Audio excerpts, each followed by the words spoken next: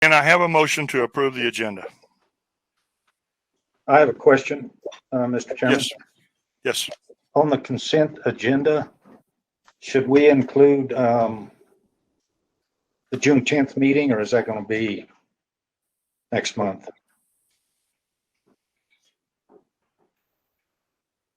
That'll be next month. Minutes? Yeah, that'll be next month. Okay.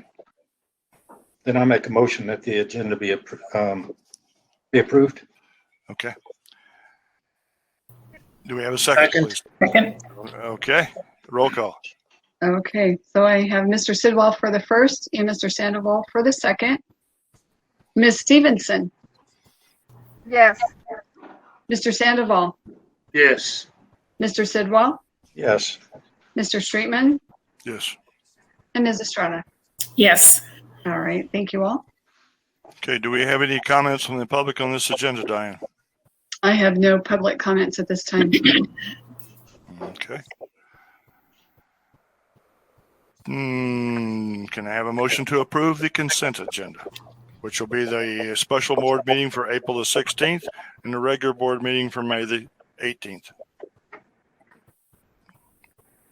Teresa Stevenson, so moved. Okay. And a second, please. I second. Okay. Tom seconded. All right, so Roll call, please. We'll be reading it all at once. that's echo. I have Ms. Stevenson for the first, Mr. Sidwell for the second. Mr. Sandoval, Yes. Mr. Sidwell, Yes. Mr. Streetman, Yes. Ms. Estrada, Yes. and Ms. Stevenson.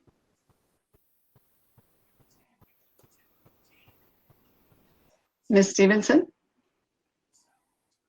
Oh. Okay. Yes. All right, thank you. Thank you, Teresa. Okay, chairperson's report. I don't have anything. That means we'll go truck right on to the reports. And the first one up is Dr. Bush's, or the president's report. Dr. Bush.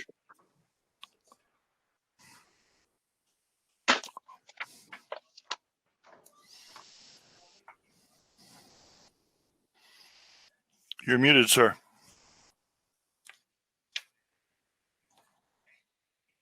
Start this again.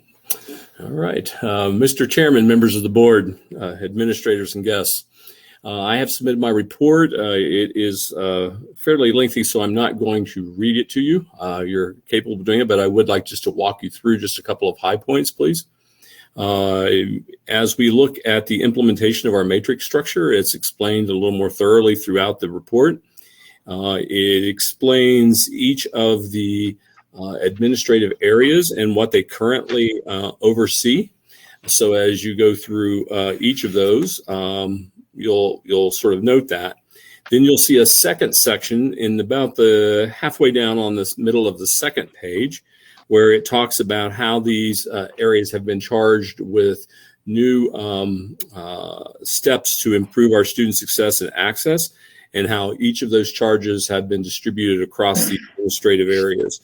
So, for example, we'll be looking at developing more effective advisory committees. That's under the auspices of Mr. Morgan. Under Dr. Kennedy, he'll be looking at what we can do to respond to the health services of our students, as well as looking at study abroad. And I've also asked him to begin the process of applying for at least 2 federal TRIO grants that will support student success and the veterans. The management of the COVID Emergency Relief Fund will be a collaborative effort between student services and financial aid, because most of it is distributed through financial aid.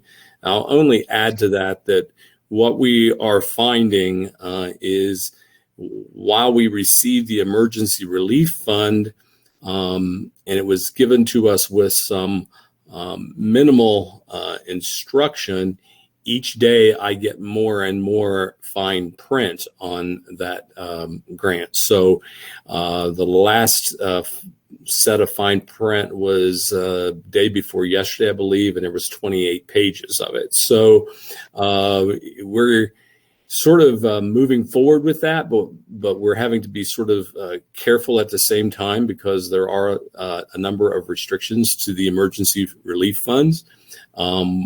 And at the same time, the government saying move fast. So they send you 28 pages and say, okay, this is, move fast. But then they send you 28 pages the next day. It says, these are the things you need moving on. So it's sort of a difficult balancing game, but we're getting those things worked out.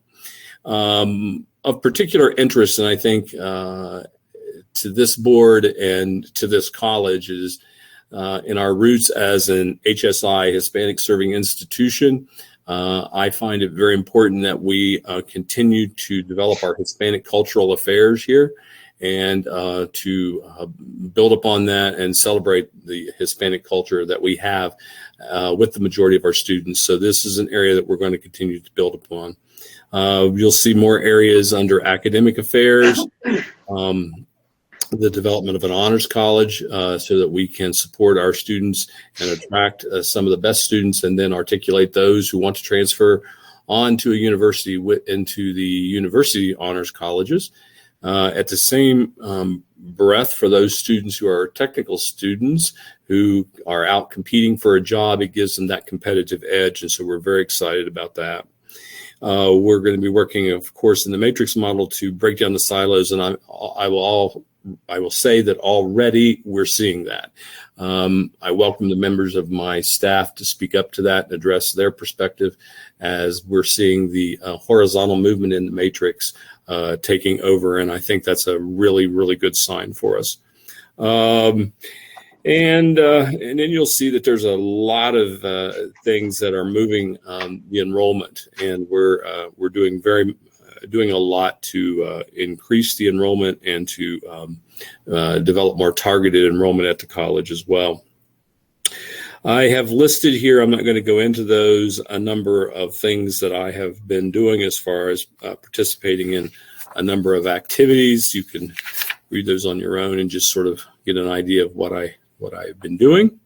I will tell you that the commercial for the New Mexico Department of Health that featured my encouragement of the vaccine came out today. Mr. Streetman happened to be popping through the office about the time he saw it. So it's out there. I believe Josh has shared it to the website, so you can all get a little chuckle at it. I got it and I looked at it and it's good, but it still made me laugh. So anyway, it's out there. So real proud of that work, actually. If you go through and look, to my knowledge, the best I could see, there was only one other community college president in the state represented in this group that's working on this issue. So that's a good thing for us, I believe. We have continued to develop I've met with a number of the faculty lately and talked about the need to become a more hybrid institution in the use of polysynchronous technology so that we can reach more students beyond our physical limits and at the same time look at how we can bring more in. I've been meeting with members of the community, benefactors, and others related to economic and workforce development. That's included in my report as well. We implemented our return to work plan. So our faculty, or not our faculty, but our staff all returned back to work on Monday. And so I'm pleased to report that it seems to have gone very, very well. We celebrated this return to work. It was a time that many people had not seen each other in quite some time. So we want to thank Altrusa because Altrusa brought in donuts that morning as a welcome. We did a little decorating up in the entry of Building A. And at noon, we had an event I called Pizza with the President. And so I bought pizza for everybody and we all went over and the staff all came out and we all shared in pizza, got a great time to talk with one another. And I think it was very well attended, very well received. So I think that was a great move there. We hosted our own vaccination clinic for COVID it was also worked out quite well. Just a couple of upcoming things I want to mention, and we'll move on here. On the 16th, the executive staff, which has now been extended campus-wide, will be participating in Narcan training from the Quay County Health Council. So this is in response to any emergency that might arise as a result of a drug overdose on campus, and we will take steps to get Narcan on our campus. So in the event that we do have an unfortunate event like this, that many of us will be trained to be able to administer the Narcan and save those students' lives.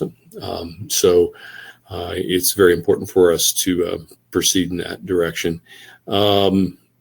On Monday, the 14th, I've mentioned that already. On the 16th, I will be attending a webinar for the presidents on risk management. And this is being sponsored through New Mexico. The speakers are national speakers recommended through Inside Higher Education. From the 17th to the 20th, I'll be in Casper, as you know, attending the championship rodeo. I just want to share with you, as of this morning, we are in the second round of the saddle bronc riding, tied for first. So I'm super duper excited about that. And the young man who is tied for first, his name is Preston Ogle, I believe, Ogle. And we will be, we've been working closely with Matt and keeping in touch, and the team's doing very well. But certainly Mr. Ogle gives us a great deal of pride being tied for first in the second round. So this is good news. So we're looking forward to that. One of the other things that I'm going to be doing, just sort of out of my own pocket, but I just really think that it's the right thing to do, is every semester, of course, we release a president's list of the students who have the highest GPAs during that semester. This semester, we have 3 students who reached the highest levels of their academic performance. And so history has always been that they usually get some kind of a certificate from the president. That's fine, and we'll continue to do that. But in addition to that, I'm going to personally take the 3 students to lunch, and so that they'll have lunch with the president if you make the president's list. So anyway, so we'll do some things. We will always want to keep in mind our students, and I think that's critically important. And the more engaging and the more interaction we can have with them and show them that we truly care and we're invested in their success, we just can't lose. So I'm looking forward to that very much. I will be in I could always mispronounce it. Rudiso next week. Yeah, thank you. I'm going to have to learn to pronounce it before next week. But I'm meeting with the Legislative Finance Committee. I have been invited to speak to Mark Venezuela and some others regarding transfer, which is one of my areas of expertise. And so I'll be informing them on that. But more importantly, I'll be spending the day talking about the performance-based funding model and higher education funding with the Legislative Finance Committee and the other representatives that are there. I'll also be meeting with Clinton Harden, having lunch with him, and continuing to build our relationship and a strong relationship with him as he approaches the legislative session in the future, and working more closely with him as we move on with that. On Monday, the 21st, just as a heads up, we will be hosting Park Hill Architects. And I believe they have offices in Amarillo and Albuquerque. They will be meeting with my executive staff and me as well as any of you who would like to attend, as long as all of you don't come.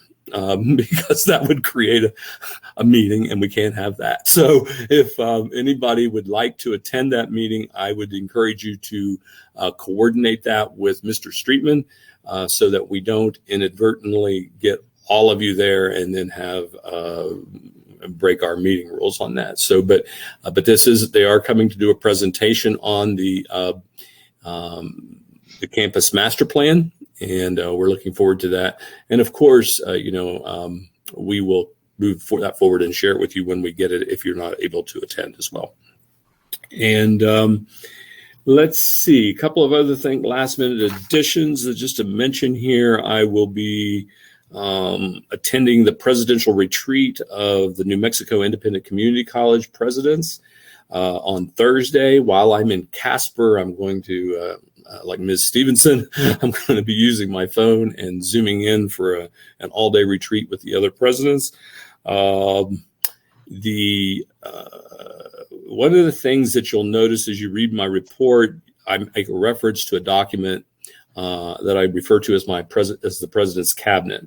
With my group of advisors, I have two levels of advisors. I have a group of 5 who I refer to as my executive staff. And they are, in fact, my closest advisors. And then I have an extended group that I refer to as my cabinet. And that's what I meant to attach a copy of so you would know. But just briefly, because you don't have it, let me just sort of give you an idea. This is a group of stakeholders. They represent each and every aspect of our college in some way, shape, or form. They also represent members of our community who with whom we partner with a lot. So that the cabinet is larger than the executive staff, significantly larger. They meet twice a month, and they help us implement our strategic goals of success, access, and of course guiding us in our resources. But more importantly, they help us tie each of the areas of the college together and improve our communication. So very quickly, the members of that is myself, academic affairs, student affairs, campus affairs, and external relations, public relations, student transfer services, and strategic enrollment management. That's Dr. Roundtree. Student success. No, I'm sorry, that's Mr. McVeigh. Student success, diversity and equity, and institutional effectiveness. That actual first group is the executive, my executive staff. Then after that, it also includes a member of the faculty, from the representative from the faculty council, someone from athletics, which of course, Mr. Hughes will take that position. I've spoken with him. Institutional technology, human resources. Diane represents the foundation on this group, so that there's conversation there taking place. Institutional research and our registrar. Financial aids represented, as well as a student from the student government. So we have student perspective as well. Our student transfer center, we engage the folks from the disabilities, ADA, and Title IX office. The Hispanic Cultural Affairs representative will participate in that, as well as a staff council leadership. Now, historically, this institution only had an organization to represent the faculty, but the staff did not have a council that allowed them to become engaged in participatory governance. That is a very important part of any institutional governance model, is to have opportunities and ways in which staff can communicate, participate in implementing our overall goals, and also be able to bring ideas and or concerns to us. So the formation of a staff council is something that we're doing, and they will also provide members to serve on committees across the college that to make sure that their voices are heard. The Center for Our Teaching and Learning Innovation or Excellence, which is a new area that is there to support our faculty and help them learn new ways to go about that. When we get our honors college in place, there'll be a representative there. The director of the SBDC would also be a contributing member. The executive assistant to the president and the board, Ms. Ragland, would be the secretary of this group and take the minutes. Our minutes will be recorded and posted on our website as a means of continuing to be transparent and make sure that we're providing communication across the board. I have a spot on this on the president's cabinet for any member of the board of trustees who would like to come and sit in or participate in these meetings. It would obviously be an ad hoc position, but I want to make it available to you that if any of you would like to do that on a revolving basis or participate in any way, you're welcome to do so. As well as a member of our community, I'm also going to be speaking to a superintendent of the secondary school system so that we have a representation from secondary education. This is important for us as we look at developing more dual enrollment opportunities, and certainly it helps us as we talk to secondary education about how we help in college readiness for our students. And finally, someone from the community who works closely with workforce and economic development. So I believe, Mr. Chairman, that sort of sums up my report. As you go through my report, I have included a number of sort of appendices for you to review, some overviews. With each member of my executive staff, I asked them all to also submit an update each month, what happened since the last board meeting, and those are also included in my report. So you'll find those there. You will find the document we talked about last week on the matrix model. I have included for you, since our newest member of our executive team, the resume of Dr. Roundtree. So you can have a look at that and sort of get an idea. And I believe Mr. McVeigh included a number of links of a number of pieces of work he has been doing related to public relations and some of the media work. So with that concludes my report, Mr. Chairman, members of the board. If you have any questions, I'll be delighted to answer those. Questions, anyone?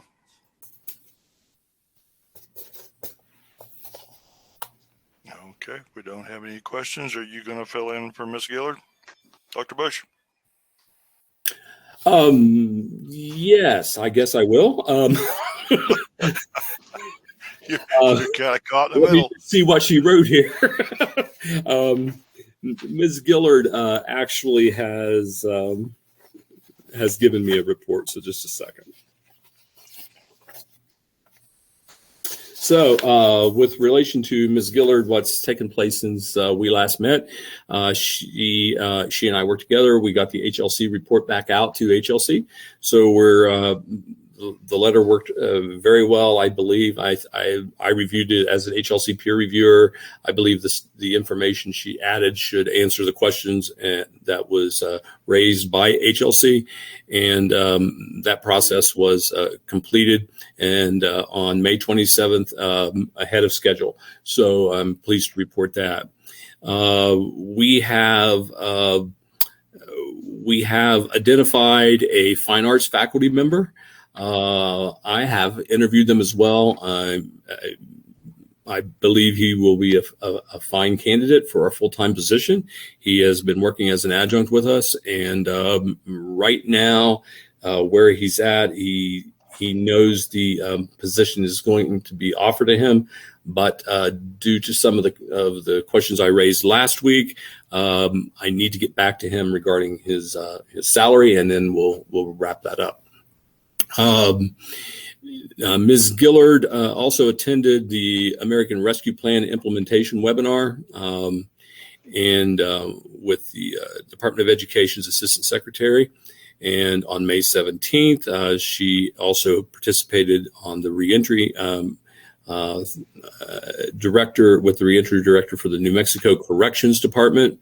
Which, by the way, that was something else I meant to mention as well. I got a message from them this evening. They've invited me to visit the Correctional Institute, and we're going to look at how we can expand our services and more opportunities with the Correctional Institute. So Ms. Ragland is working on that right now, scheduling the date.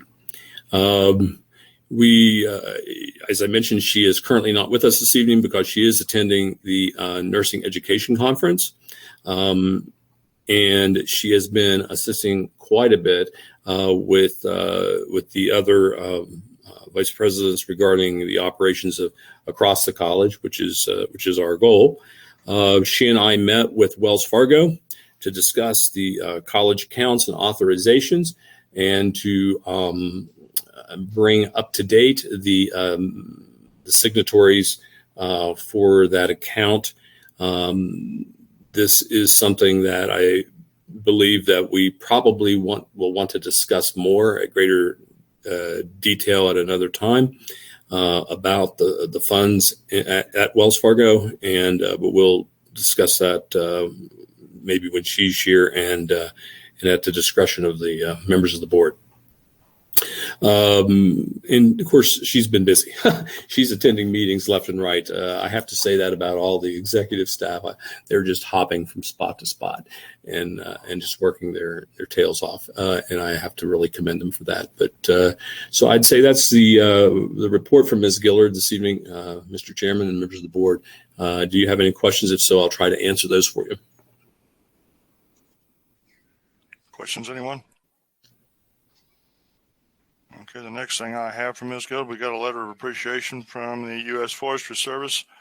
This is on the Wild Horse Program. It looks like probably sometime in mid-August, we'll be receiving from 3 to 7 wild horses being shipped to us from that territory. And if there's any questions, I guess we can contact them and let them know. And working with the Carson National Forest, it looks like. And that, I think, is all of that. Now we go on to Dr. Kennedy. Dr. Kennedy, I believe you're up, sir. Good evening, everybody. If you could turn to Exhibit 6 in your book, I will try to quickly get through this. So this is our 2021 Spring Persistence Report. And on no-show calls, we received 5 no-shows from full-time faculty and 2 from adjunct faculty. And there were a total of 13 students. And we did find in those 13, 1 student not attending that actually didn't know he was enrolled for classes, so we did withdraw him. So that's a student we saved. Teaching, learning, and caring, we have not been able to do this during COVID. That's a one-on-one in-person endeavor that we do. Registration day was on 4/13, and we only enrolled 1 student, and that was, there's a misprint in there. It says spring of 2021, but it was actually summer. There were 600 for midterms, 646 grades turned in. Of those, 122 were Fs and 524s were passes. And this, the next part is from Miss Rose Chavez, and this is the information on her referrals. And she had a total of 21 referrals, and out of those 21, 7 were successful outcomes, and that means they received either an A, B, or C on those classes. There were 14 unsuccessful outcomes, and that students received a D or an F. And we did have 2 students with incompletes and 1 student with a W due to, sadly, her passing away. That was a sad event for campus. If you turn to page 2, and career services is a lot of that. We did send out emails if any students needed help from Rose Chavez, but she gave career guidance to 1 student and helped with a job search with another student and assessment inventories with 1 student. Matt Garcia had 768 new prospects, 37 through EX, and that's a total of, well, that's the same number, 768. 46 packets were sent out, 63 calls and emails sent out, 15 applications, 37 requests for information. And admitted to Mesa Lands, we will have that number in the fall. This is all prospects for the fall. And once again, Rose Chavez had a total of 24 referrals. And then down in tutoring services, the Math Science Learning Center, well, I will just go to college hours. The ESC did 37 hours in tutoring, and just our lack of on-campus services for the last 2 semesters. Very exciting. For the vice president's list, we had 23 students. And then surprise Dr. Bush, we have that you have 4 students under the president's citation. So you'll be taking 4 to dinner or for lunch. So I would like to say we're very excited for the fall student services. We're concentrating on student access, student success, and responsible use of resources. And we are working up our calendars of events for the entire fall semester. That's student activities, that's outdoor activities. And we always do a lot of diversity and inclusion things, but we're going to be adding even more with calendars. We're going to do a lot more education, a lot more emails going out to students, a lot more bulletin boards and stuff like that. So very excited for the fall. And thank you.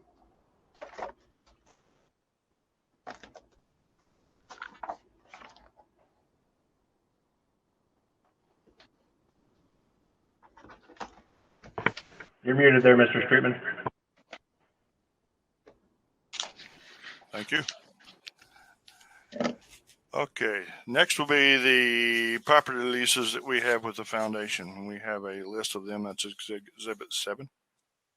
And it includes the various properties, the Alco property, the, let's see, the Cheshire property, the EDC property. That's at 90. That's where our rodeo program is now, or part of our rodeo program. That's the acreage north of town. That's the Interstate 40 radio tower and frontage property, and the youth soccer league property, the way it's listed here. Those will total up to $57,750. We also have a Wells cargo trailer lease. It's an annual lease, and a platinum stock trailer. That's that new stock trailer that was purchased by the foundation and leased back to the college. That's a total of $5,300. The total on this is going to be $63,050, and this is an annual sum. And we need to approve that, and then we'll send it on to the foundation to get their approval. Does anybody have any questions on the leases here?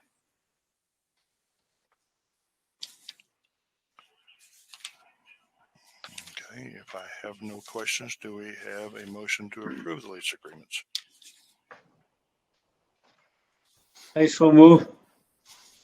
Okay, in a second.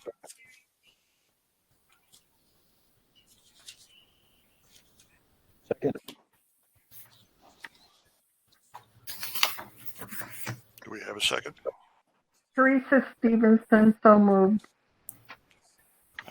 You mean a second, Teresa? Jimmy moved.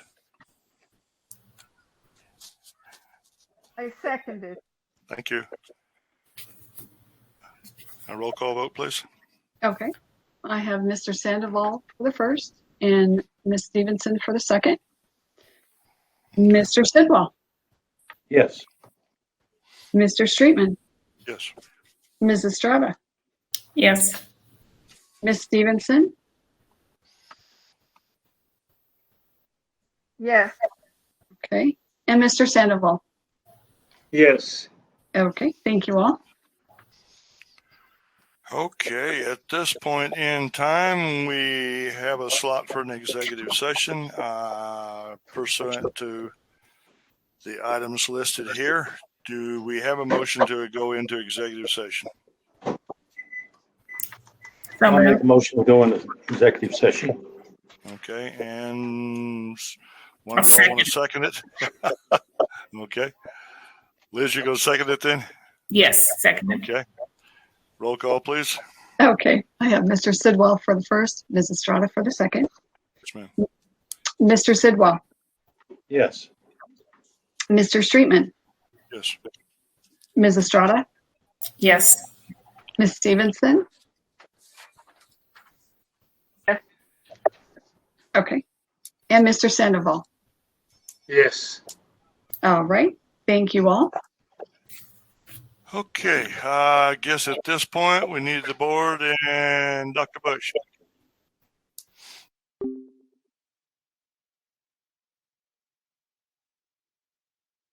And Margaret, some of the numbers are changing here and there, so we'll have to get an updated list out as soon as possible. You know, down further in my thing on my phone, I have a 216, so that may be his extension at this point. I'm not sure. We'll find Good out deal. here maybe. Here we go. We're starting to get everybody back.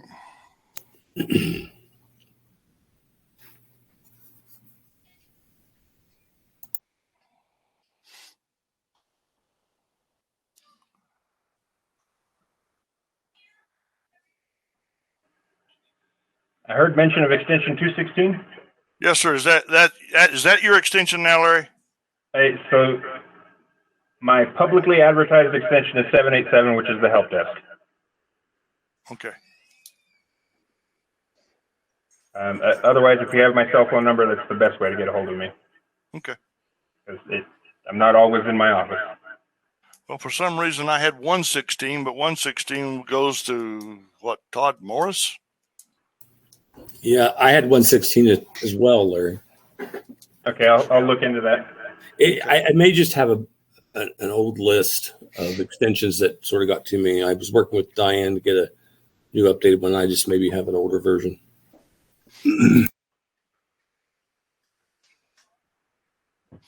I'll have to show you how to pull up the directory on the phone software and or the phone. You can pull it up in real time. Yeah, thank you. Josh knows I'm not the king of technology, so you'll have to get him to train him too, because I'll need it. They're going to be training more than just you, then, because I may need it too.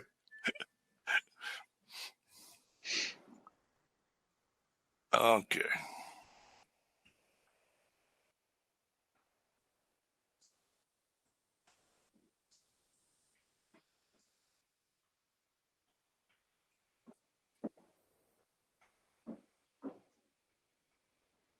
There's Dr. Kennedy.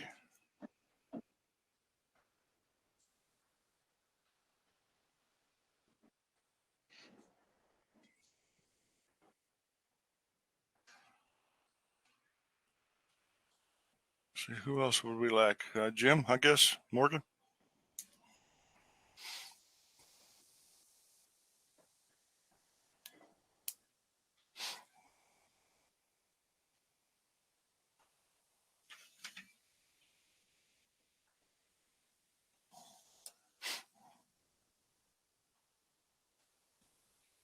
There's Diane.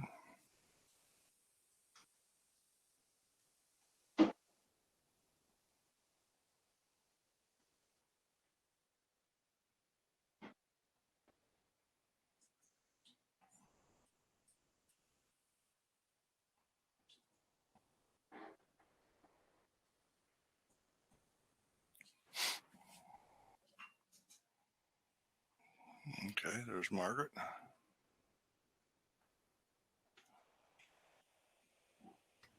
Hello, How are you, Margaret? I'm doing great. Okay. Dr. Bush, did you need me to reach out to Dr. Roundtree? I know she had sent me a message earlier. She had a doctor's appointment and she'd be late, but I told her get here when she could, if she could. So don't worry about her tonight, and we'll catch her up. Was Jim going to come back on, Larry? Yes, he asked that I email him. I guess I'll give him a call. Okay. And we get Jim back on here because basically we don't have anything else to go over. We'll touch on the calendar, the Board of Trustees calendar, the calendar of reports, the Student Affairs Division minutes, and we're going to basically state there at the back of the packet, and we're going to shut the meeting down unless somebody has something else they want to discuss.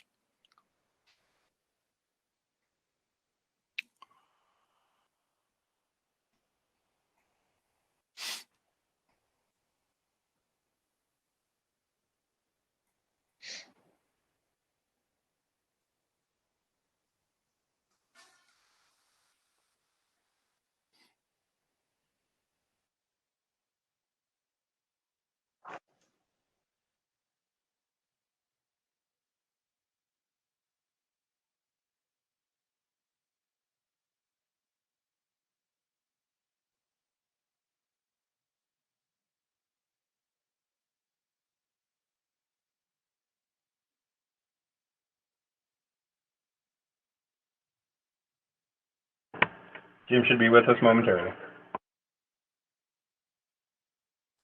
Okay, thank you.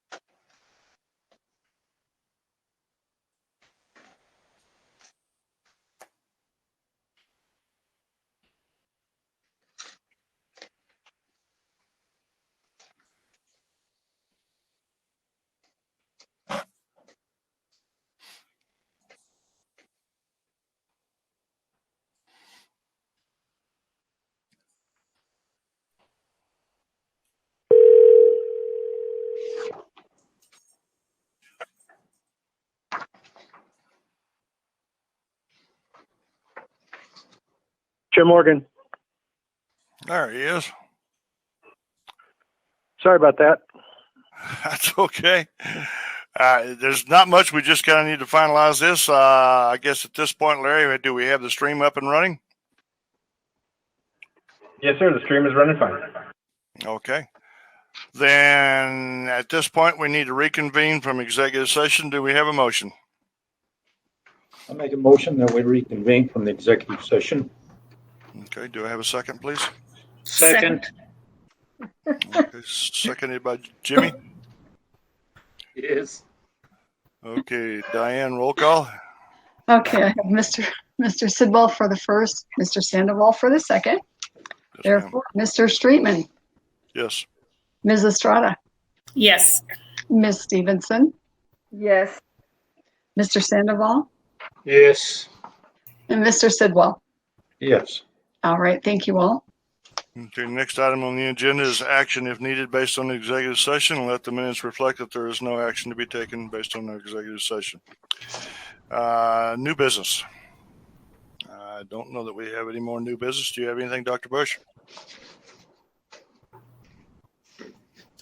No, sir, Mr. Chairman. Thank you. Okay. Our correspondence, I don't see any correspondence. Basically, we have our important dates, which the college will be closed on, looks like July the 5th this year.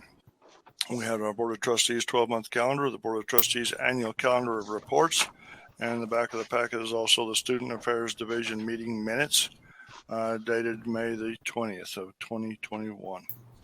Does anybody have anything else that they would like to bring up at this point? And I'm going to start in at the top left and go all the way across and hit everybody up here. Anything else, Dr. Bush? No, sir. Thank you very much. Hey, Mr. Sidwell. No, sir. Ms. Estrada? I just want to thank Dr. Bush for the thorough presidential update. It's very much appreciated. Mr. Sandoval? You're very welcome. Ms.